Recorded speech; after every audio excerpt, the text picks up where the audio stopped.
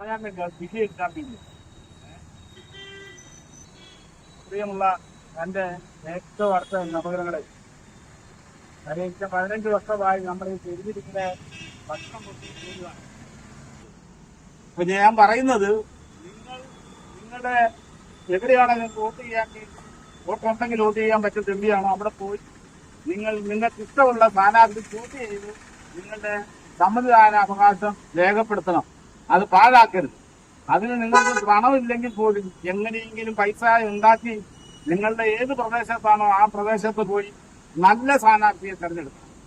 അത് രാഷ്ട്രീയമോ മതമോ ജാതിയോ ഒന്നും നോക്കാതെ നിങ്ങൾക്ക് സമൂഹത്തിന് അനുകൂലമായി ഒരു പോരായ്മയുള്ളവരുടെ വിഷമം മനസ്സിലാക്കാൻ കഴിയുന്ന ഏതാണോ സ്ഥാനാർത്ഥി, ആ നല്ല സ്ഥാനാർത്ഥിയെ തെരഞ്ഞെടുക്കുവാൻ വേണ്ടി നിങ്ങളുടെ സമ്മതിദാന അവകാശം രേഖപ്പെടുത്താൻ ഞാൻ നിങ്ങൾക്ക് വിനയപൂർവ്വം പറയുകയാണ്. നിങ്ങളത് ചെയ്യുമെന്നുള്ള വിശ്വാസപൂർവ്വം ഏത് സ്ഥാനാർത്ഥിക്കും വോട്ട് ചെയ്യും, പക്ഷെ നല്ല സ്ഥാനാർത്ഥിയായിരിക്കും. അല്ലേ?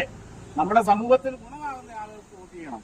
അതിന് നിങ്ങൾ തയ്യാറാകണം. 9 തീയതി നിങ്ങളുടെ കൂടെ ഉള്ളവൻ തന്നെ ആയിരിക്കണം.